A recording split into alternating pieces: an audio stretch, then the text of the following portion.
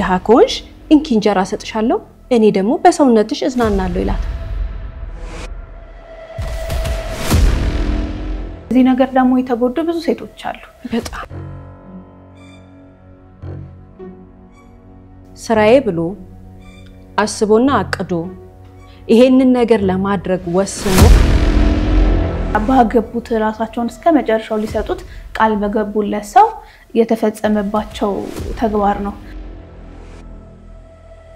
ድህነት በስራ ሙልጭ ተደርጎ ይጣፋል አብረው ሆኖ የሚያሳልፉትን ነገር በፍጹም በቪዲዮም ሆነ በፎቶ መያዝ የለባቸው በርካታ ሴት እህቶቻችን ይሄ ነገር ደርሶባቸዋል የበርካታ ሴት እህቶቻችን ቤት በዚህ ነገር ተንኳክቷል ሰላም የስለህይወት ፕሮግራም ተከታታዮቻችን ስለህይወት ቲቪ በየሳምንቱ በዚህ ሰዓት ይዞላችሁ የሚቀርበው ፕሮግራማችን አሁን ይጀምራል ስለህይወት ፍርድ የተሰጠባቸውን እውነተኛ የወንጀል ታሪኮችን ለእናንተ ተመልካቾች በድራማ መልክ ያቀናበርን ይዘን የምንቀርበው ፕሮግራም ይሆናል የዛሬውን ፕሮግራም ይዘንላችሁ የቀረብነው እኔ በስራት ገመቹና ሄራን ይገርማል አንድ ላይ በመሆን ነው እስከ ፕሮግራማችን ፍጻሜ ድረስ አብራችሁ እንድትቆዩ እንጋብዛለን እናመሰግናለን የሜሮን ታሪክ የጀመረው በሰርጓ ማግስት ነበር በጥሩ ሁኔታ በደማቅ የሰርግ ስነ ስርዓት ያለፈው የሜሮንን ሰርግ የታደሙት እንግዶች ግን 18 ሰዎች ብቻ ናቸው በሷም ሆነ በሙሽራው በኩል ሚዜ የለም ግን ለሜሮን እጅግ የተደሰተችበትና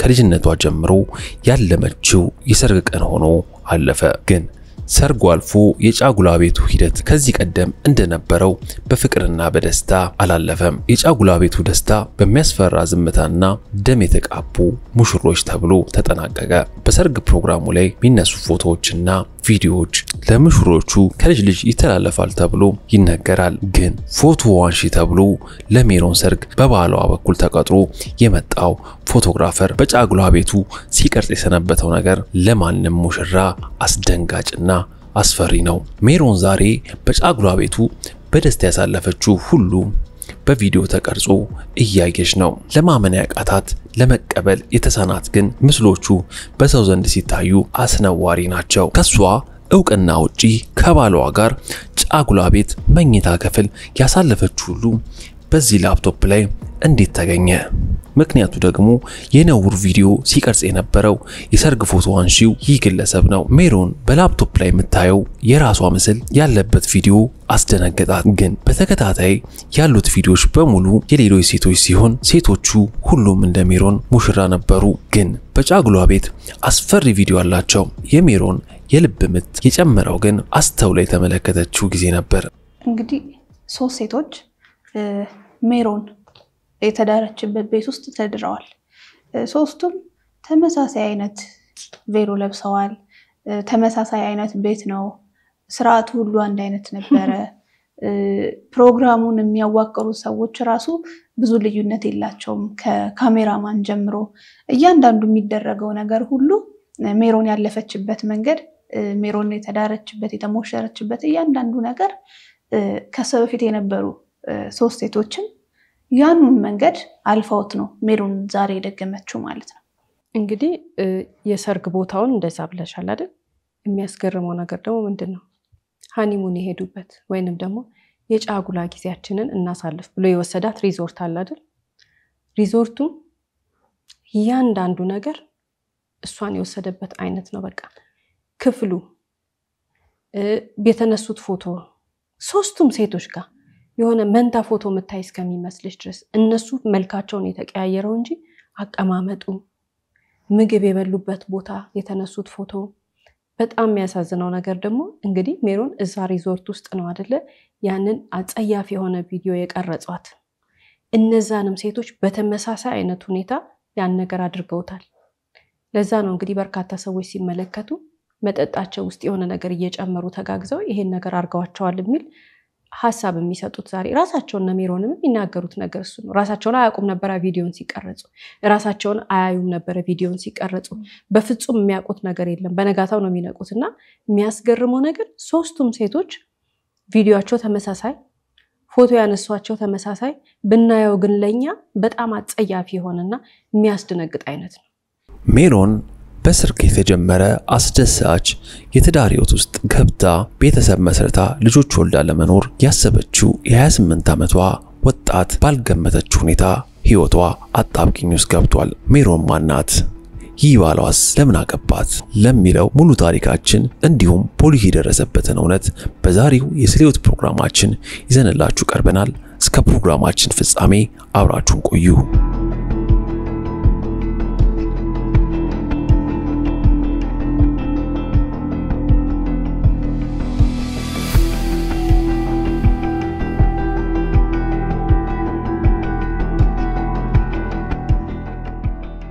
ሜሮን ትልቅ የሰርግ ፕሮግራም እንዲደረግ አልፈለገችም። ምክንያቱም ቤተሰቦቿ ያሉት ሩቅ ቦታ ነው። ቀለል ባለ ፕሮግራም ማግባት የወሰነችው ግን ትክክለኛ ባሏን ያገኘች ስለመሰላት ነው። ጌቱ አዲሱ ሙሽራዋ የሚያከብራት የተረጋጋ ባል ነው። ለሷ ያለው ፍቅር በቃላት አይገለጽም። ፍቅሩን ለማረጋገጥ ዲያስፖራው ጌቱ ሜሮንን ለማግኘት ከአሜሪካ ከመጣ ጊዜያት አልፈውታል። ጫጉላ ቤቱ እንዳለቀ ወደ አሜሪካ ይመለሳል። በፍጥነት ወደ አሜሪካ እንደሚወስዳት ተስማምቷል። ታዲያ ጌቱ ከአሜሪካ መጥቶ ሜሮንን በሰዎች አማካኝነት ከተዋወቃት በኋላ በ9 ወሩ አገባት። ሰርጉ 18 ሰዎች ብቻ ያሉበት የቃል ኪዳን ፕሮግራም ነበር። ትልቁ ለአሜሪካ ኤምባሲ ማስረጃ ተብሎ ግን ቪዲዮና ፎቶ አንሺያቸው ዮናስ የተባለው ግለሰብ ትልቅ ኃላፊነት ነበረው። ዮናስ ሜሮን የተዋወቃት ጌቱ ከአሜሪካ በሰርጉ የመጣለት ሲሆን ለኤምባሲ ፎቶና ቪዲዮ ለማስረጃነት ለማሰባሰብ ከሰርጉ ውጪ በቤታቸው ሰርጉ ካለፈ ጥቂት ቀናት በኋላ ሜሮን ተቀምጣ የምታየው ላፕቶፕ የፎቶ አንሺው የዮናስ ሲሆን ለሰርጉ ፎቶና ቪዲዮ ቀን ራሷን ከባሏ ጌቱ ጋር እርቃናቸውን የተቀረጸውን ቪዲዮ በአይኗ ስታይ ሜሮን እንዳታለላት ብቻ ሳይሆን አጣብቂኝ ችግር ውስጥ እንደገባች ተረዳች። ከዚህ ቀን በፊት ግን ባሏ ጌቱ ቃል ገብቶ ሙሽራውን በህጋዊ መንገድ ሚስቱ ካደረጋት በኋላ በሰርጉ ቀን ማታ በደስታ አንበሸበሻት። የሜሮን ባል በሰርጉ ማግስት እንዲዝናኑና ጥሩ ጊዜ እንዲያሳልፉ ይዟት ከከተማ ወጥቶ ሰርፕራይዝ አደረጋት። እናም ደግሞ እሷ በጣም ተደሰተች። ያላሰበችው ነገር ስለሆነ ቆንጆ ሪዞርት ወስዶ ሰርፕራይዝ ያደረጋት ደስ ብሏት ነበር። የሚያስገርመው ነገር ልክ ሪዞርቱ ጋር እንዳልሽው ደስ ብሏት ምናምን ደረሰች። ለባብሳ ተቀባብታ በቃ ሃኒሙን ነው አይደለ ጫጉላ ጊዜያቸው ምናምን ደስ እንዲላቸው ብላ በደስታ ሰርፕራይዙ በጣም ያስደሰታት። ሪዞርቱ በርጋ ሲደርሱ ደነገጠች። ለምን? ፎቶ አንሺው ፊት ለፊት አለ ከነሱ ቀድሞ ደርሶ ደነገጠች፣ ተናደደች። ግን ምንም ነገር አላለችም። ምንድነው ያለችው? እሷና እሱ ብቻ ወይንም ባልና ሚስቱ ብቻ ሙሽሮቹ ብቻ አብሮ እዛ ቦታ ላይ ቢያሳልፉ ኖሮ ወይንም ደግሞ የሃኒሙን ጊዜያቸው ሁለቱ ብቻ ቢሆኑ ኖሮ ደስ ይላት እንደነበረ ቅሬታዋን በዚህ መልክ ነው የገለጸችው። በጣም ዲሲፕሊን የሆነች ሰው ነች። ከዚህ በላይ እንኳን አልተናገረችም። ከዛ እሱ ምን አላት? ኤምባሲ ስትገቢ አላት ለኢንተርቪው የምታሳዩ ፎቶ ቪዲዮ ያስፈልገናል። ይሄ ደግሞ ፕሮፌሽናል በሆነ ካሜራ ብንነሳ ይጠቅማል ሲላት ለኒው ብላ ነው ብላ እሻለች። ታዲያ ዮናስ የሚያስገርመው ነገር የሚያርፍበትን ክፍል አዘጋጅቶ በበቂ ሁኔታ የሚጠጡትን ሁሉ አቀራርቦ እንደጠበቃቸው ስታይ ግራ ገባት። በቀጣዮቹ 3 ቀናት ግን ሜሮን በደስታ ከማሳለፍ ይልቅ ድካም እየተሰማት በተለይ ጠዋት እስከ ቀኑ 6 ሰዓት መኝታ ታጣ ነበር። ለዚህ ደግሞ የሰርጉ ድካም ነው በማለት ባሏ ጌቱ አረጋጋት። ሜሮን ግን በሶስቱ የጫጉላ ሽርሽር ቀናት ሳትደሰት እንደተከፋች ወደ ቤቷ ተመለሰች።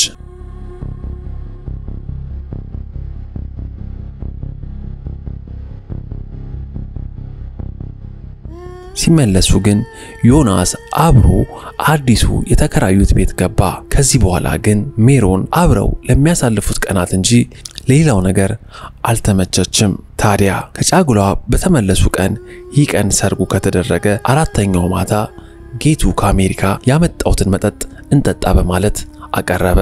ሜሮን መጠጣቱን እንደማትፈልግ ተናገረች። ሲጫወቱ ካመሹ በኋላ ዮናስ በገዛ ፍቃዱ የሰርግ ፎቶውን ከራሱ ላፕቶፕ ላይ ጀመረ።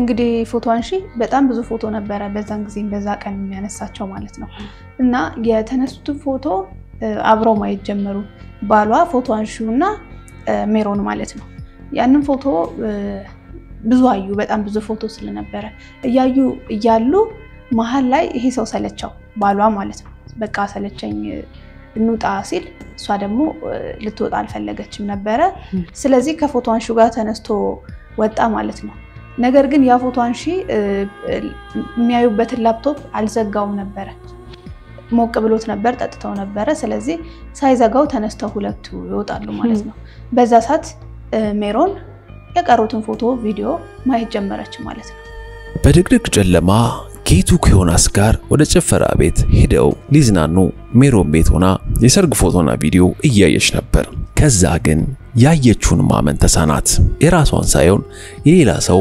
ምትመለከት መሰላት ሜሮን ግራ ተጋባች ደነገጠች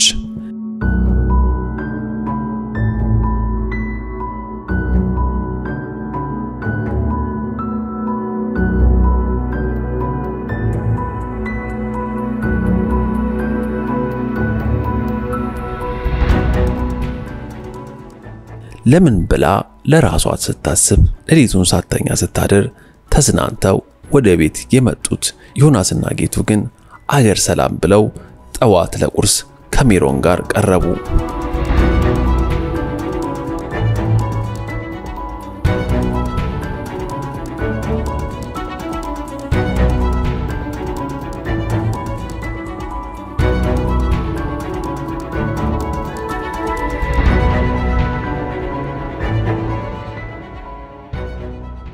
ሜሮን ፍጹም ስሜቷ ተረብሿል ሌላ ሰው ሆናለች ግን ባየችው ነገር ተደናገጠች እንጂ የጌቱን ሙሉ ሚስጥር አላወቀችም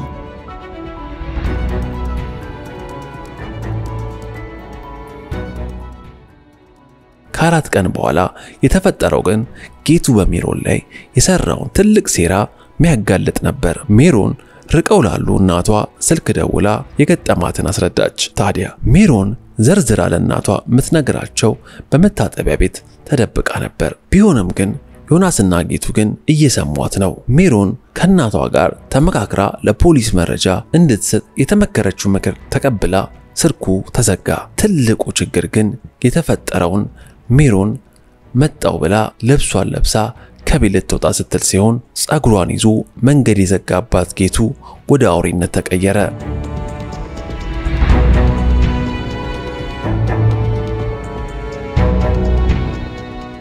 ከዮናስ ጋር አስቀምጠው የሚፈልጉትን አስረዷት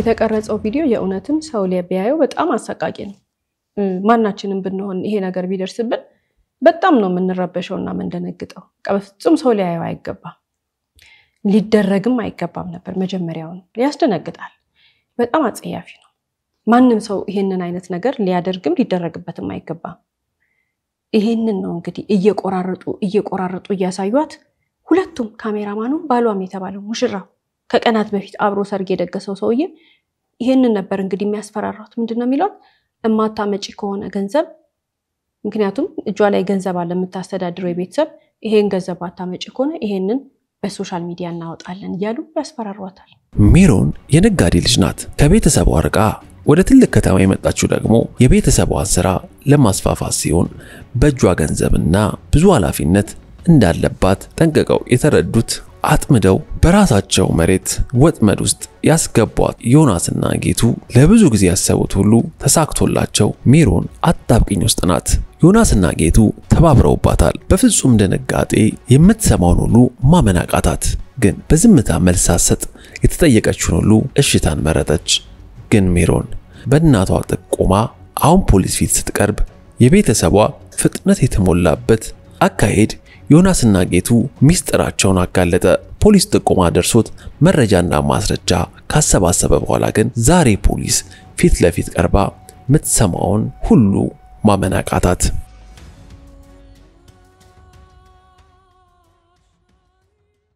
እንግዲህ ይሄ ግለሰብ ወይም ደግሞ የሜሮን ባል ዲያስፖራ ነኝ ከውጭ የመጣሁ እያለ ነበር ሴቶችን እያጠመደ እንደዚህ አይነት ቪዲዮ እየቀረጻቸው ገንዘብ እያስፈራራ የሚቀበላቸው።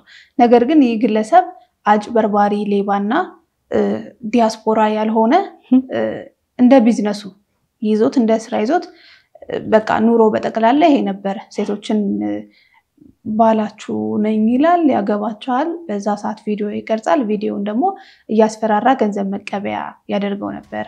ፖሊስ ምርመራውን ሲቀጥልና ሌሎች ሴቶችን ሲያገኝ ግን በርግጥ ዮናስና ጌቱ በወንጀል ተጠያቂ እንደሚሆኑ የሴቶቹን ምስልና ቪዲዮ ይዞ በማስፈራራት እንጂ በሞት ወንጀል ተጠያቂ ይሆናል ተብሎ የገመተ የለም። ግን ፖሊስ ሌላ ተበዳይና ጉዳት የደረሰበት ካለ ብሎ ሲፈልግ ያገኘውን የ54 ዓመቷን ጽጌሬዳ ነች።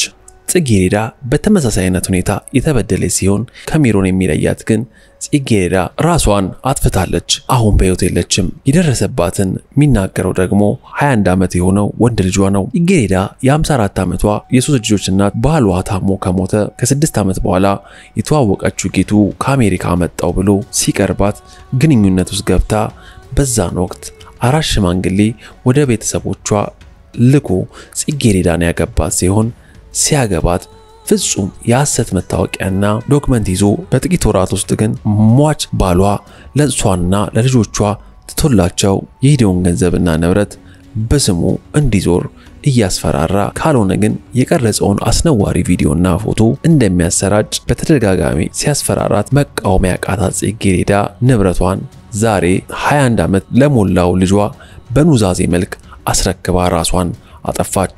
ቢሆንም ግን ሙሉ ሚስጥሩን ከስልኳ ላይ የተረዳው ልጇ ገና በ21 ዓመቱ ፈተናውን ተቋቁሞ በቤተሰቡ እርዳታ ዛሬ ቀሪ 2 እህትና ወንድሞቹን እያሳደገ ነው። ጽጌሬዳ ግን ለውልና ማስረጃ ልጆቿ በሞግዚትነት ንብረት እንዲያስተዳድር ውልና ማስረጃ ህጋዊ ሰነድ ስታዘጋጅ አብሯት የሄደው ልጇ ፍጹም ለምን እየተዘጋጀች እንደሆነ አልጠረጠረም። ዛሬ ይሄ የጽጌሬዳ ልጅ ፖሊስ በሩ ድረስ መጥቶ በራሱ መንገድ ሲያጣራ ባይደርስበት ኖሮ ለማንም ሳይናገር ሚስጥሩ አብሮት ይኖር ነበር። ታዲያ ፖሊስ የሟይ ጽጌሬዳን ስልክ ከልጅ ተረክቦ የተመለከታቸው ነገሮች ግን እጅግ ያሳዝናሉ።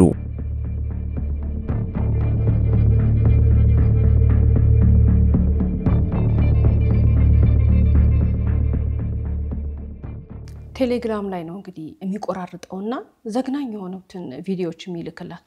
አሁን የሆነ ነገር ይልክላታል፣ መልስ ትመልስለታለች። ከዛ ከደቂቃዎች በኋላ ደግሞ እንደገና ሌላ ነገር ይልክላታል። አንዳንዱ 1 ደቂቃ አለው፣ አንዳንዱ 1 ደቂቃ ተኩል ወይንም ከ30 ሰከንድ የምንለው አለው፣ አንዳንዱ 5 ደቂቃ። ደግሞ ብዛቱ የአይነቱ ልዩነት እቺ ልጅ የምትሆነው አጣች። ልክ አንድ ቪዲዮ ይልክላትና ከስር ማስፈራሪያ ደግሞ ቮይስ ሜሴጅ ይልክላታል። ከዛስ እሱም ቮይስ ሜሴጅ አለ። እንዴት ነው ማለት ነው? መጀመሪያ ቪዲዮን ይልክላታል፣ ከስር ቮይስ ሜሴጅ ማስፈራሪያ ይልክላታል አይደል? ከዛ ቀጥለሽ ስትመለከች የምታየው ነገር ስልኳ ላይ ምንድነው? ልመናዋ ነው። የሷ ልመና ረጅም ልመና፣ ለቅሶ ያለው ልመና፣ ሀዘን ያለው ልመና ማለት አምናው እንደነበረ የእውነት ወዳው እንደነበረ ይሄ ሁሉ ነገር ለሷ እንደማይገባ ቤተሰቦቿን እየጠራች ትለምነዋለች። አባትና እናቷ ትላልቅ ሰዎች ናቸው፣ ይጎዱብኛል እያለች ትለምነዋለች። ታናናሽ እህቶች ወንድሞች አሏት። እነሱ ሁሉ ምን እንዴት ብዬ ነው ምነግራቸው? እንዴት ብዬ ነው ማያቸው? በቃ ልጅቷ እያነባች ቮይስ ሜሴጇን ሁሉ ትልክለታለች። አንድ ፎቶ አለ ወይንም ቪዲዮ፣ ከዛ ማስፈራሪያ አለ፣ ከዛ ይሷ ልመና፣ ረጅም ልመና። ይሄ 1 2 3 አይደለም ማአት ነው እንግዲህ ከስልኳ ላይ ፖሊስ ያገኘው። በተደጋጋሚ የሚነግራት ነገር ምንድን ነበረ? ንብረት ወደሱ እንድታዞርለት ነበር። እሷ ደግሞ እሺ ልትለው አልቻለችም ወይ ፈቃደኛ ልትሆን አልቻለችም ነበር። በዛ ሰዓት ለሁለት ጓደኞቿ ለሷ የተለያዩ 2 ጓደኞች የ40 ሰከንድ ቪዲዮ ላከላቸው። ይሄን ነገር እሷና እሱ ነበር የሚያውቁት እና ካሜራ ማኑ ከዛ ውጪ ማንም ሰው ያውቅም ነበር። በልመና ላይ ነበር የነበረችው። ነገር ግን መጨረሻ ላይ ንብረት አላዞርልህ ስትለው በስሙ ለሁለት ለተለያዩ ጓደኞቿ የ40 ሰከንድ ቪዲዮ ላከላቸው ማለት ነው። በዛ ጊዜ እሷ በቃ ነገሩ ከቁጥጥሯ በላይ ሆኖ በቃ ራሴን አጠፋለሁ አለችው። በዛ ጊዜ ግን እሱ ምንም አልመሰለውም ነበር። ቪዲዮ የተላከላቸው ሁለቱ የጽጌረዳ ጓደኞች ፈርተው ብቻ ሳይሆን አፍረው ዝምታ መርጠው ፖሊስ እስኪያናግራቸው ትንፍሽ አላሉ። ግን ጽጌረዳ ተስፋ ቆርጣ ብዙ ተጨንቃ ራሷን ያጠፋች መሆኑን በግልጽ አስረዳች። ጽጌረዳ በዛን ሰዓት የነበረባትን የጭንቀት መጠን ለመገመት ባይቻልም ክብደቱ ግን ብዙ ነበር። ከአሜሪካ መጣው ብሎ የሶስት ልጆች እናትን አታሎ ካገባት በኋላ ነፍሷን እንድታጠፋ ያደረጋት ጌቱ ግን ከነግብረ አበሩ ዮናስ ለፍርድ የቀረበ ሲሆን ጽጌረዳን በሞትና አራቱን ሴቶች ሜሮንን ጨምሮ ላሰቃዩትና ለፈጸሙት ወንጀል ሁለቱን ፍርድ የተቀበሉ ሲሆን ለፖሊስ ያልመጡ ራሳቸውን የደበቁ በርካታ ሴቶች ይኖራሉ ተብሎ ቢገመትም ቀርቦ የተናገረ ሴት ግን አልተገኘም። ዛሬ ፍርድ ከተሰጠ በኋላ የተረጋጋችው ህይወቷን የቀጠለችው ሜሮን በደረሰባት ጉዳት ትልቅ ጠባሳን በውስጧ አሳድሯል። ግን ሜሮን ሁሌም ግራ የሚገባት ነገር ቢኖር በጫጉላ ቤት የተቀረጸው ሁሉ ራሷን በማታውቅበት ሁኔታ መሆኑ፣ ምን አድርገው ራሷን እንዳታውቅ እንዳደረጉ የታወቀ ነገር ግን የለም። ሁሌም እንግዲህ ከየታሪኮቻችን መጨረሻ ላይ ያነሳን የምንመክርባቸው ጠቃሚ ሐሳቦች አሉ። የዛሬዎቹ ባለ ታሪኮቻችን በጣም ነው የሚያሳዝኑት። ሜሮንም ከሜሮን በፊት የነበሩትም ሴቶች ማለት ነው።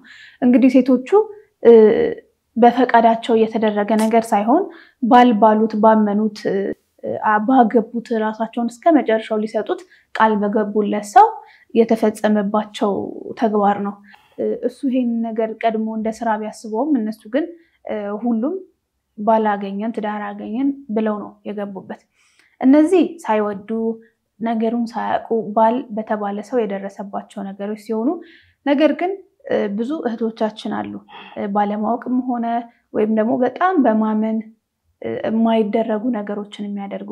ለምሳሌ ፎቶ መላክ፣ የራቁት ፎቶ ላኩ ሲባሉ የራቁት ፎቶ ይልካሉ። ወይም ደግሞ እንደዚህ ቦይፍሬንድ ወይ ባልም ሊሆን ይችላል ብለው ካሰቡት ሰው ጋር ቪዲዮ ከፍተው የማይሆኑ ነገሮችን በመቅረጽ ብዙ ነገር ሲፈጸምባቸው በተደጋጋሚ እናያለን።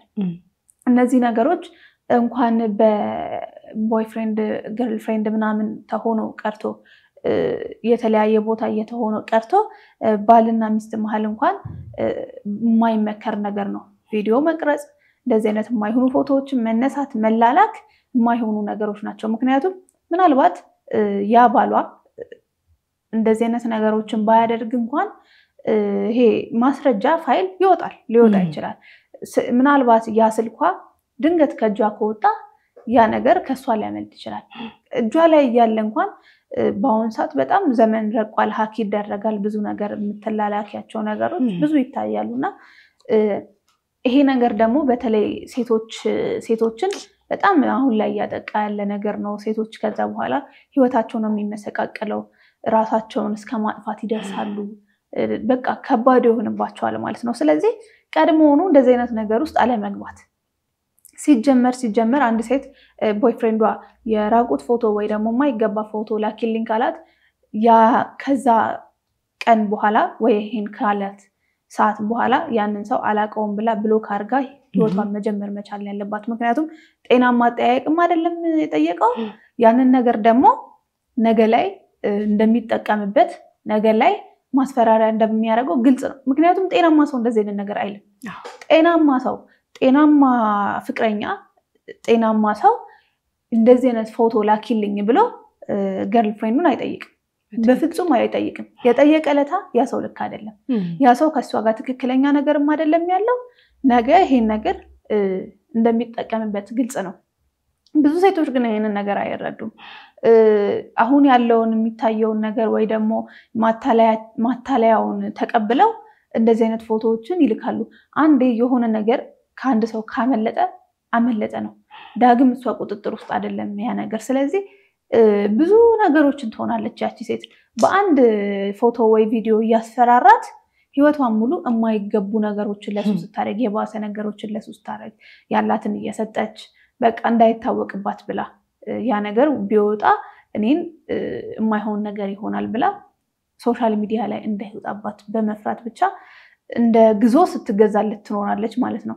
ያንን እያሳየ የፈለገ ልክ እንደ ዛሬው ባለ ታሪካችን የፈለገውን ነገር ይጠይቃታል ማለት ነው። ስለዚህ ሴቶቻችን በተቻለ መጠን ቪዲዮና ፎቶ ላኪልኝ ለሚል ወንድ በፍጹም ፎቶም ሆነ ቪዲዮ የማይገባ ነገር መላክ የለባቸውም። ከዛም በተጨማሪ ደግሞ አብረው ሆኖ የሚያሳልፉትን ነገር በፍጹም በቪዲዮም ሆነ በፎቶ መያዝ የለባቸውም። ልክ ያልሆነና በፍጹም ሊደረግ የማይገባ ቦምብ ላይ መቆም ማለት ነው።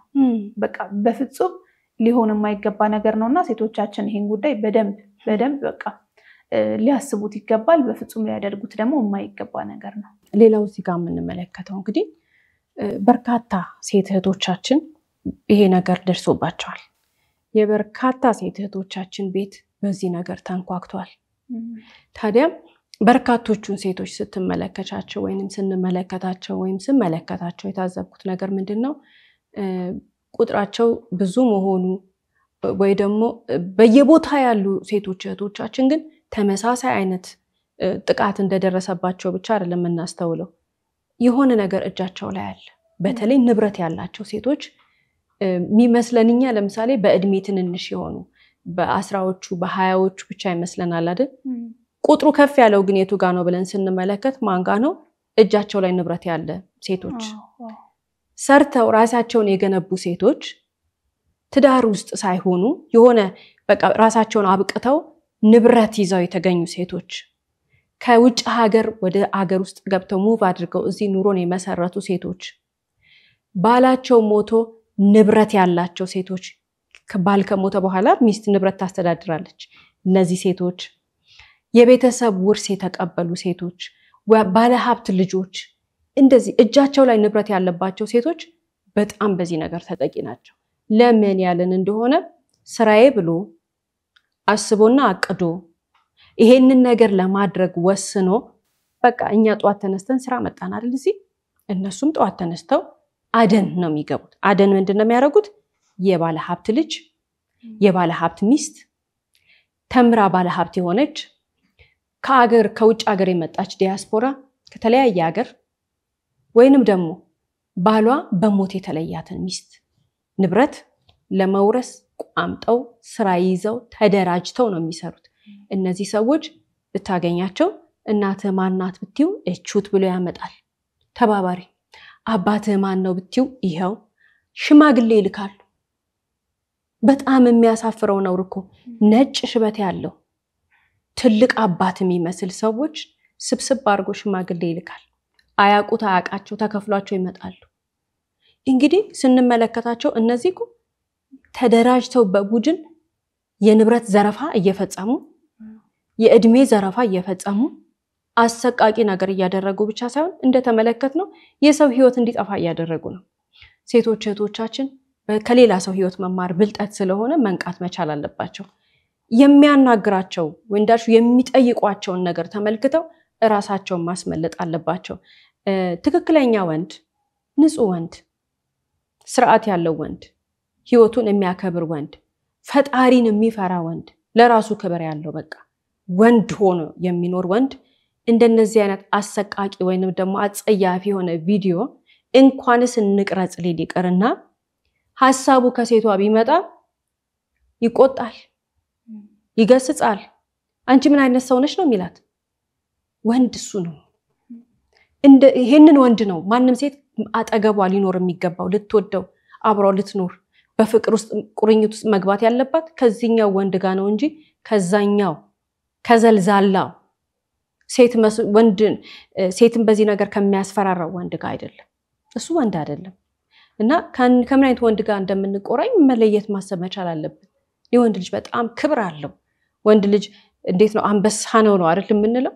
ምን ስትሆን እሷ ከአይጥ ጋር ትውላለች፣ ያኛው አይጥ ነው። የወንድ ባህሪ የለውማ። ምን ስትሆን እሷ ዝም ብሎ ከማይረባ እንስሳ ጋር ትሆናለች። ከጀግናው ጋር መሆን እየቻለች ራሳችንን ከማን ጋር እንደምናውል ማስተዋል አለብን። በተለይ እጃችን ላይ ንብረትና ገንዘብ ካለ።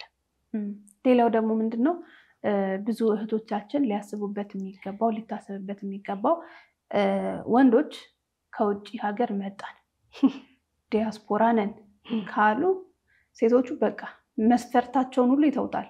ቀድሞ ምናልባት ረጅም ወንድ የምትመኝ ሴት ከነበረች ይህ ሰው ከቁመቷ ለምን እዚህ ጋር አይሆንም? በቃ ዲያስፖራ ነው።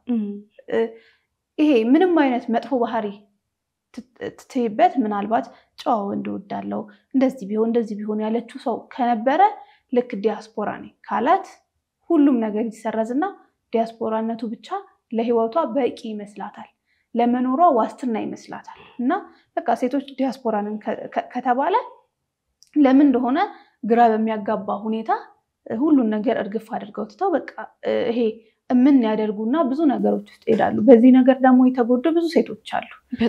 ውጪ ሀገር ወስድሻለሁ እንደዚህ በቃ ይሄ የምኞት የማይታይ የማይበላ እንጀራ ብቻ ሆኖ ህይወታቸው ብዙ ይበላሻል።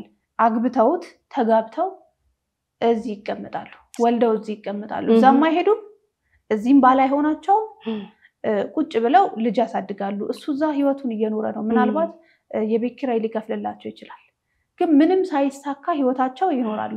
አንዳንዱ ደግሞ እንደፈለገ ተጠቅሞባቸው ይሄዳል። አንዳንዱ ደግሞ ልክ እንደ ዛሬው ባለ ታሪካችን ዲያስፖራ ሳይሆን ብዙ ድራማ ህይወታቸው ላይ ይሰራል።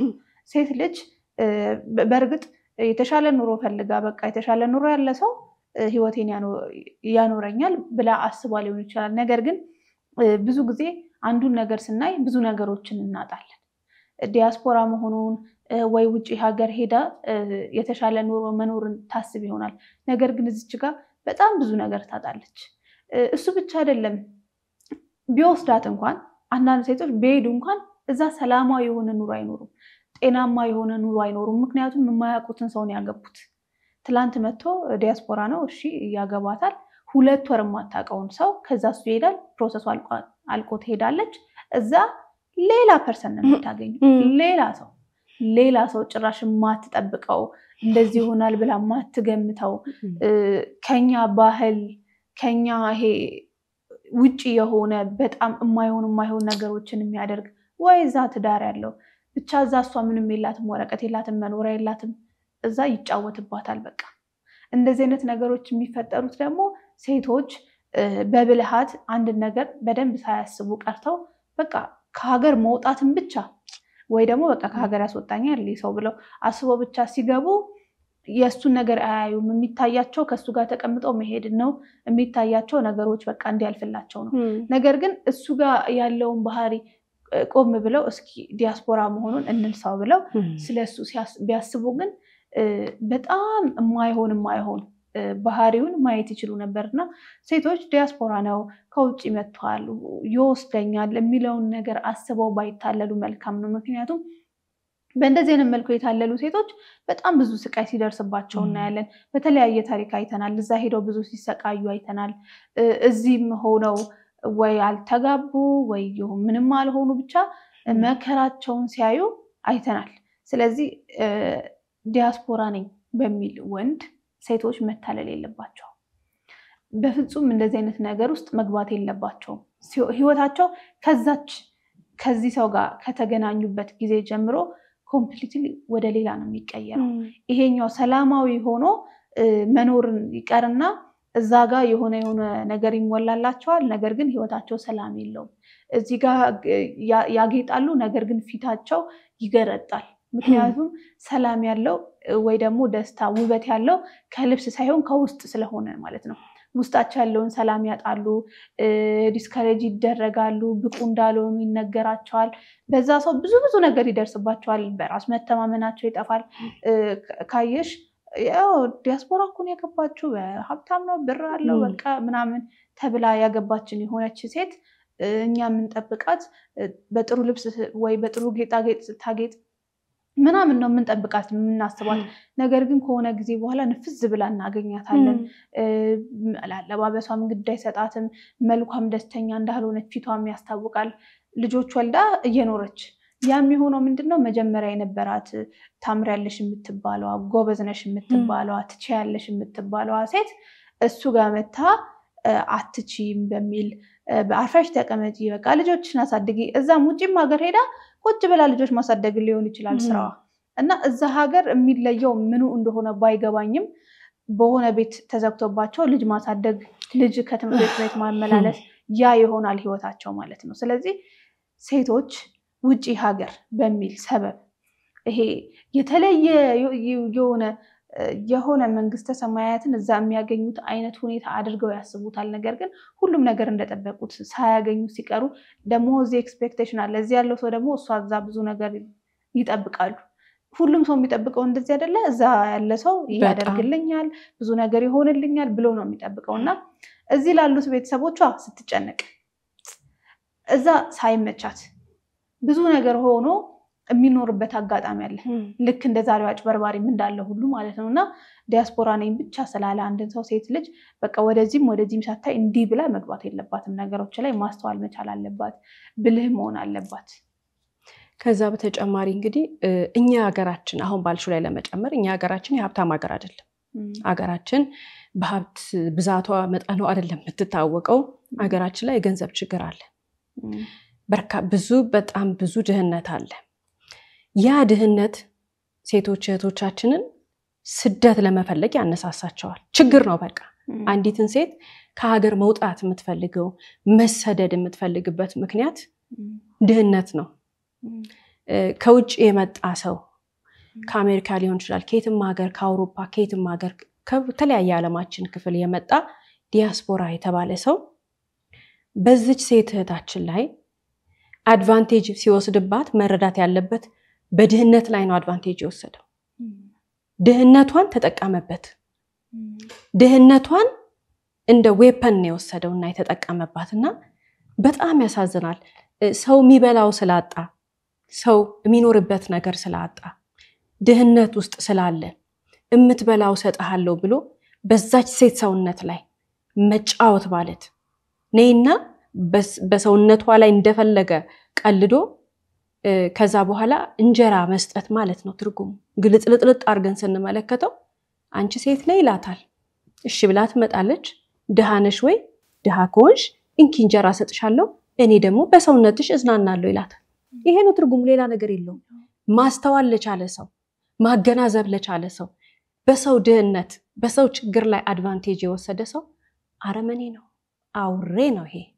እና እኔ አንድ ሰው ምን አለኝ መሰለሽ፣ ከውጭ የመጣ ሰው ነውና በቃ ከመጣ በኋላ ከዛ ሀገሩን መጥቀስ ይቅርብን፣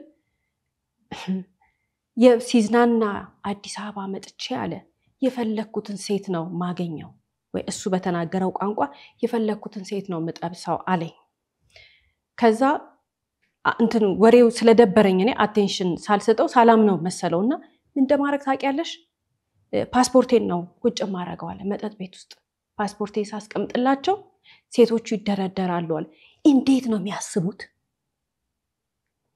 ማለት መሰደድ ማለት እኮ ምንም ትርጉም የለውም። እውነቷን ስንናገር አገር ውስጥ መኖር የቻለ ሰው ይሰደዳል እንዴ? አገር ውስጥ የፈለገው ኑሮ መኖር የቻለ ሰው ይሰደዳል? ስደት ከድህነት የመጣ ነገር አይደለም። ሄዶ ሲሰደዱ ማለት እኮ መኖር አቅቷቸው ነው። አገር ውስጥ የተሻለ ኑሮ ፈልገን ነው፣ የተሻለ እንደዚህ አድርገን ነው። ምንም ማስተባበያ የለውም። የምንሰደደው አገር ውስጥ መኖር ስላልቻለን። በቃ ለምሳሌ ባል ሄዶ ሚስቱን ይወስዳል አይደል? ባልየው ቢችል ኖሮ ይወጣ ነበር እንዴ? አይወጣም ነበር። ባልየው እዚህ ሀገር ስመጥር ባለ ሀብት ቢሆን ኖሮ ተሰዶ እዛ ይሄድ ነበር? ተሰዶ እዛ ሀገር የሚሰራትን ስራ ይሰራ ነበር? አያደርግም ነበር። ለዚህ ነው ያንዳንድ ሰዎች አመለካከት በጣም የሚያናድደው። ዲያስፖራ ስለሆነ ዲያስፖራ ሆኖ መጥቶ ፓስፖርቱን ስላሳየ፣ ፓስፖርትም ካልሆነ ደግሞ ግሪን ካርዱን ስላሳየ ወይ ምንም ምን ስላረገ ሴቶቹ እንደሚከቡት የሚነግረን የዲያስፖራ ወንድ ብዛት ጆሮአችን ሞልቶ ፈሰሰ። ሁሉም በሚባል ደረጃ የሚነግሩን ነገር ያንን ነው። እዛ ሀገር ሆኖ ማግኘት ያቃተውን ሴት እዚህ ሀገር በእጥፍ ይናገራሉ። አንዳንድ ዲያስፖራ አሁንም ቢሆን በድህነት ላይ ነው አድቫንቴጅ የሚወስደው ብለን መነሻ ያደረግነው ሐሳብ ነው ይሄ። አንዳንድ ዲያስፖራ ከውጭ ሀገር ሲመጣ ወደዚህ ሀገር የሚመጣው ገንዘብ አጠራቅሞ በቃ ያቺ መዝናኛውን ጊዜ ይዞ መጠጥ ቤት ይሄዳል፣ በሴቶች ሲጫወት ይሰነብታል፣ ከዛ ወደ ሀገሩ ይሄዳል። ሴቶቹ ቺፕ ስለሆኑ አይደለም፣ ድህነት ነው። በድህነታቸው ላይ ነው አድቫንቴጅ እየወሰደ ያለው። በድሃ ሰውነት ላይ በድህነት ባስቸገራት ምስኪን ሴት ላይ አድቫንቴጅ ለመውሰድ ሰው 1 ዓመት ሙሉ ሰርቶ ሴቭ አድርጎ ይመጣል። ለዚህ ነው እንዴ የተሰደዱት? ለዚህ ነው እንደ ከሀገር ወጥቶ የሄዱት? ለዚህ ነው እንደ ያን ሁሉ ሰዓት የሚሰሩት? ይሄ የመከነ ህይወት ነው። ይሄ የሚያሳዝን አስተሳሰብ ያለው ነው። ያስደነግጠኛል እኔ ስሰማው። አንድ ሰው፣ ሁለት ሰው፣ ሶስት ሰው አይደለም፣ በጣም ብዙ ሰው ይሄን ነገር ነግሮኝ ያውቃል። ኢቭን ወንዶች ይሄንን ነገር ሲነጋገሩ ሰምተው ሴቶች ያወሩታል። በእኛ ዲስከሽን መሃል ኖርማል ነው። በቃ እንትና እኮ የሚመጣው እዚህ ሀገር ይጠጣል፣ ሌሊቱን ሙሉ ሲጨፍር ያድራል። ምክንያቱም ለአንዳንድ ዲያስፖራ መዝናናት ማለት ወደ ሀገር ቤት መምጣት ማለት ለመጠጣት ነው። ከዛ በኋላ ምንድነው በሴቶች ይጫወታሉ። ሌላው ምንድነው ተማሪ ሴቶችን ያሳድዳሉ። ማንንም ጋር ሂጂ ምንም ጋር ይሁን ማንንም ሴት ይሁን ያገኘሃት ሴት ግን ድህነት ውስጥ ስላለች ነው ካንተ ከማትረባ ወንድ ጋር የምትሄደው የምትሆነው እሺ የምትለው። ምን አለ ባይዋሹ? ምን አለ በትክክለኛ ወንድ ከሆነ ፍቅረኛ ለምን አይዝም? ፍቅረኛ ለመያዝማ ያልተቸገረች ሴት ጋር ለመሄድማ ኮንፊደንሱም የለውም፣ የሚያወራውን ነገር አያውቅም፣ ገንዘቡም የለውም፣ ምንም የለውም። ለዚህ ነው ሴቶች እህቶቻችን ልብ በሉ፣ ዲያስፖራ ሆኖ ከውጭ ሀገር መጥቶ የውሸት ቃል እየተናገረ የሚናገረው ሰው ወስድሻለሁ እዛ ሀገር እንደዚህ እናረጋለን የሚለው ሰው አንደኛ አያረገው፣ በቃ ተጠቅሞባት ነው የሚሄደው። ሁለተኛ ቢያረገው እንኳን እዛ ሀገር ቢወስዳት እንኳን ይሄ አይነት ስብዕና ያለው በድህነት ላይ አድቫንቴጅ የሚወስድ ሰው ቢወስዳትና እዛ ሀገር እንኳን እንደው በጣም ወዷታል ከተባለና ለሷ ኦነስት ሆኖ ከወሰዳት በኋላ የሚያስገባት ቤት የአይጥ ጎጆ ስቃይዋን ነው የምታየው፣ የሚያኖራት ህይወት። ምክንያቱም ከንትኑ አይደለም የምንጀምረው፣ ቤት ከመሰረቱ ነው የሚታየው፣ ከስብዕናው ነው የምንጀምረው። በድህነት ላይ አድቫንቴጅ የሚወስድ ሰው አስተሳሰብ የለውም፣ ስብዕና የለውም፣ ስራ የለውም። ቢሰራም በጣም ትንሽ ሰዓት ነው የሚሰራው፣ ቢሰራም ይጠጣበታል። በቃ ዜሮ ነው ማንነቱ። አንቺን ወስዶ እዛ ዜሮ ማንነት ውስጥ ነው የሚያስገባት ወይንም የሚያስገባሽ ልንላት ነው የምንፈልገው። ብትሄድ እንኳን እዛ ሀገር የትም ዓለም ይሁን ቢወስዳት እንኳን በሴት ልጅ ሰውነት ላይ አድቫንቴጅ የሚወስድ በድህነቷ ላይ አድቫንቴጅ የሚወስድ ወንድ የሆነችን ሴት መርጦ አንዴ እኮ ብቻውን ላለመኖር ሲሄድ ምግብ ቀቃይ ነው የፈለገው። በርዝግት ነው የሚያረግባት። ከሰው ጋር እንዳትገናኝ፣ ከሰው ጋር እንዳታወራ፣ መረጃ እንዳታገኝ፣ ህይወቷን ያቺ የተከበረች ሴት ድህነቷ ብቻ ከዚህ አረመኔ ጋር ያቆራኛት ሴት በር ተዘግቶባት ዘመኗ ያልቃልና ድህነት በገንዘብ ሙልጭ ተደርጎ ይተጠባል። ድህነት በስራ ሙልጭ ተደርጎ ይጠፋል፣ ይጣላል፣ ታሪክ ይሆናል። ማንነታችን ግን እኛነታችን፣ ክብራችን፣ ስብዕናችን ፈጣሪ የሰጠን ህይወታችን ግን በተለይ እንደ ሴት ልጅ በማንም ሞኝ ማሰብ በማይችል በድህነት ላይ አድቫንቴጅ የሚወስድ አረመኔ ሰው መወሰድ የለበትም። ማንነታችን ይበልጣልና ሴቶች እህቶቻችን ከአረመኔ ዲያስፖራዎች በሴት ልጅ ህይወት ከሚጫወቱ ዲያስፖራዎች ወደ ውጪ ለመሄድ ከመሞከር የትም ዓለም ይሁን ሰርተን በቱሪስት ቪዛ ቱሪስት ሆነን መሄድ እንችላለን። ነጭ ወደ ሀገራችን ወይም ከተለያየ ዓለም የሚመጡ ሰዎች ወደ ሀገራችን ቱሪስት ሆነው እንደሚመጡት እኛም ቱሪስት ሆነን መሄድ እንችላለን። ያ እንደዛ የተኮፈሰበት ሀገር፣ ያ እንደዛ ወስድሻለሁ እያለ አድቫንቴጅ ሲወስድበት እንደፈለገ በገላዋ ሲቀልድበት የነበረው ሀገር እሱ ይደክምበታል፣ እሷ ግን ቱሪስት ሆና መሄድ ትችላለች እንደፈለገች። ይሄንን ለማድረግ የሚችል ጀግንነት ነው ሊኖረን የሚገባው። የትም ዓለም ከሰራን እጃችን ላይ የሚታይ ገንዘብ ካለ፣ እጃችን ላይ የሚታይ ንብረት ካለ በቱሪስት ቪዛ ዘና ብለን ደርሰን መምጣት እንችላለን። በዚህ ነው ድህነታችንን የምንበቀለው እንጂ ከገገማ ይሄ ከማይረባ አስተሳሰብ ካለው ከእውቀት ነፃ ከሆነ ሰውዬ ጋር በመሆን አይደለም። ይሄንን ማስተዋል መቻል አለብን። ሌላው ደግሞ ምንድነው አንዳንድ ሰው ሰውን ሆን ብሎ ያጠምዳል። አስቦበት አቅዶበት ስለዛ ሰው እንዴት ብዬ ያችን ልጅ ላግኛት ብሎ ሲያስብ የት ነው የምትውለው፣ የት ነው የምትሰራው፣ ምንድነው ቀን በቀን የምታደርገው፣ ሰፈሯ የት ነው፣ ቤቷ ስቴት አካባቢ ነው፣ እንዴት ነው ትራንስፖርት የምትጠቀመው፣ እያንዳንዱን የምትወደው ነገር እሷ ማንን ታውቃለች፣ እንዴት ብዬ ልቅረባት በሚል አጋጣሚ በሚመስል መልኩ ያለንበት ቦታ ይሄ ሰላምታ እንዴት ነሽ ምናምን ብለው ሰላም ይሉናል። ከዛ የሆነ ቦታ ሲያገኙን መልሰው አይ ሰላም ነው በቃ ፊታቸውን እንለምደዋለን። ከዛ ራሳችን ይሆናል የሆነ ቀን እንዴት ነህ ብለናቸው ልናልፍ የምንችለው ማለት ነው።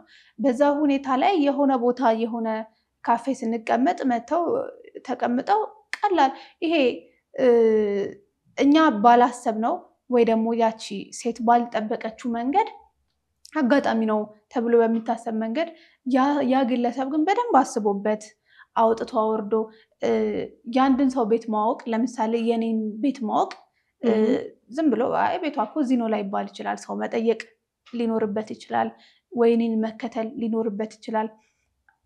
ብዙ ነገሮች አሉ የኔን ቤት ለማወቅ እንጂ የሆነ ሰው ተነስቶ የሷ ቤት እዚህ ነው ሊል አይችልም። ስለዚህ አንድ ሰው ያንን ነገር ሲያደርግ ያቺ ሴት ላታውቀው ትችላለች፣ ላይገባት ይችላል፣ አጋጣሚ ሊመስላት ይችላል።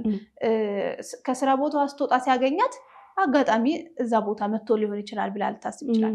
ሰፈሯ ስታየው ሰፈሩ እዚህ ሊሆን ይችላል ብላ ልታስብ ይችላል። ነገር ግን እንደዛ ሳይሆን ሆን ብሎ ተከታትሎ ነው ሊያጠምዳት። አንድ ሰው እንደዚህ አይነት ሰው ለምሳሌ ዛሬ ታሪካችን ላይ ያየነው ሰው ይቺን ባለ ታሪክ ሜሮንን ሄዶ ተዋውቆ የሆነ ነገር ለማድረግ ምንም ነገር ባይኖራት ወይ ደግሞ ባክግራውንዷን ሳይቀር አጥንቷል። ቤተሰቦቿ ውስጥ ሊወስደው የሚችለው ወይ ደግሞ ሊቀበላት የሚችለው የሆነ ንብረት እንዳለ ገምቷል፣ አውቋል። መገመት ሳይሆን አውቋል። ሄዶ አጥንቶ ነው እሷ ጋር የመጣው ማለት ነው። ሰዎች ጉዳት ሊያደርሱ ወይ ደግሞ የሆነ ነገር ሊያደርጉብን ካሰቡ ቀደም ብለው ዙሪያችንን ያጠናሉ። የሚወሰድ ነገር ከሌለሽ ሰው ወደ አንቺ አይመጣም። ትክክል። የሆነ ነገርሽን ካልፈለገ ለምን ይመጣል? ስለዚህ ይሄም ግለሰብ ስለ እሷ በደንብ አጥንቷል። እሷ ባይኖራት ቤተሰቦቿ የሆነ ነገር አላቸው ብሏል ማለት ነው። እና እንደዚህ አይነት ሰዎች በአጋጣሚ አይደለም የሚያገኙን ወይ ደግሞ አጋጣሚ አይደሉም።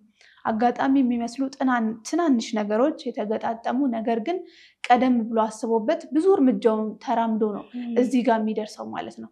ስለዚህ ትላንትና በመንገዴ ላይ ሰላም ነሽ ብሎኝ ያለፈ ሰው ዛሬን በመንገዴ ላይ አግኝቶ ሰላም ነሽ ካለኝ አጋጣሚ ነው፣ ሁሌ አጋጣሚ ነው ብለን ማሰብ የለብንም። ለምን ዛሬ እዚህ ጋር አገኘሁት ብለን ማሰብም ህይወታችንን ያድነናል። ትላንት ጠብቆኝ ነበረ ማለት ነው። ዛሬስ ለምንድን ነው? ነገ ደግሞ እኔ ያለሁበት ካፌ ቡና እየጠጣው መጥቶ ቡና ላይ ጠጣ እዛ ከመጣና ሰላም ካለኝ ልጠረጥር ይገባል። ሰዎች የዋህ ሲሆኑ ምንም ሳይጠረጥሩ ሲቀሩ ነገሮችን በየዋህነት ሲያልፉ ወይ ደግሞ ግድ የለሽ ሆነው አይ እንደዛ ሊሆን ይችላል ብለው ባለፉ ሰዓት ነው ነገሮች እየተደራረቡ መጥተው ብዙ ነገሮች የሚፈጠሩት ማለት ነው። እኛ እዚህ ብዙ የወንጀል ታሪኮችን ስንሰራ የምንታዘበው ወይ የምናየው ነገር ጥቃቅን የሚመስሉ ፖሊስ ጋር ነው ብዙ ጊዜ ሲሄዱ ፖሊስ ጋር ነው ትርጉም የሚኖራቸው። እኛም ግን ብናስተውላቸው ኖሮ ይሄ ሰዎችን ቢያስተውሉት ኖሮ ህይወታቸውን ማዳን የሚችሉበት ትንንሽ የሚመስሉ ነገሮች በጣም ብዙ አሉ። ሰው ሰውን ያለ ምክንያት አይከታተልም። ሰው ሰውን ያለ ምክንያት አያገኘውም። የሆነ ቦታ አንቺ የምትገኝበት ቦታ እኔ በየቀኑ የምገኝ ከሆነ ያ ቦታ የአንቺ ቦታ ነው። እኔ ቀን በቀን ከተገኘው ከአንቺ የሆነ ነገር ፈልጊያለሁ ማለት ነው። ስለዚህ ሰዎችም የሆነች ሴት ስራ ቦታ የሆነ ሰው ካየች ደረጃ ስትወርድ ያንን ሰው ከደገመችው ምሳ ስትበላም የሆነ ሬስቶራንት ካለ ሰፈሯም እንዴት ነሽ ብሎ ካለፈ የሆነ ነገር አለ ማለት ነው። የሆነ ችግር አለ ማለት ነው። ብዙ ሰዎች ግን በቅንነት ነው የሚያስቡት ወይ ቤት ነው ወይ ሰፈር አጋጣሚ። ያ ነገር አጋጣሚ አይደለም። ከዛ ይተዋወቃሉ የሆነ ሰዓት ላይ ብዙ ነገር ከደረሰባቸው በኋላ ኦኬ አጋጣሚ አይደለም ነበር ይላሉና ቀድመን ለምንድን ነው የሚከታተለኝ? ሲጀመር ጊዜውም ሰዓቱም በዚህ ዘመን የሚያስፈራ ነው ማለት ሁሉ ነገር አጋጣሚ ነው ብለን ልናልፈው የሚገባ አይደለም። የሆነ ሰው 3-4 ካየ ነው በዓላማ ነው የመጣው ብለን ማሰብ መቻል አለብን። እንደዚህ ጠንቃቆች ስንሆን፣ እንደዚህ የምንጠራጠር ሰዎች ስንሆን ብዙ ነገሮችን ህይወታችንን እናተርፋለን። ሰላማችንነት አንዳንድ ጊዜ እኮ ሰላም አይሰጥም። በጣም የሆነ ሰው በቅርብ ርቀት ራሱ ከኋላችን ሲመጣ ሲከተለን እኔ አልወድም። አጠገቤ ከኋላ የሆነ ሰው ከተከተለኝ ወይ ማስቀደም ነው የምፈልገው ወይ ደግሞ መራቅ ነው የምፈልገው። እና እንደዚህ ሰዎች ዱካችንን ተከታትለው በያለንበት ከመጡ ያስፈራሉ። ስለዚህ እነዛ ሰዎች ሰላማችንን ይነሱታል። ምንም ባይሆኑ ራሱ ሰላማችንን ለማግኘት እነዛን ሰዎች ማራቅ ነው ያለብን። ለህግም ቢሆን ሄደን ይህ ሰው እየተከታተለኝ ነው ብለን ተናግረን ነገሮችን ወይ ደግሞ እኛ ያወቀን ስለማይመስለው ሄደን ከኔ ምንድነው የምትፈልገው ብለን ማስደንገጥ መቻል አለብን። ለምን እንደምትከታተለኝ ብለን በትክክል መጠየቅ መቻል አለብን። እስከዛሬ አጋጣሚ ነው ካለ ከዛ በኋላ አጋጣሚ ስላልሆነ ይርቀናል ማለት ነው። ያ ነገር ደግሞ አልፎ የሚመጣ አይነት ከሆነ ለህግ አካል ማሳወቅ መቻል አለብን እንጂ ሰዎች እየተከታተሉ መኖር ሰላምም አይሰጥም። የሆነ ቦታ የሆነን ሰው ስናገኘው ደስ የሚል ነገር አይደለም። ልክ ያልሆነ ነገር ነው፣ የሚያስፈራ ነገር ነው። ስለዚህ ቀደም ብለን ነገሮችን 2-3 ካየን ያኔ አሃ ብለን ጥግ ማስያዝ አለብን ማለት ነው።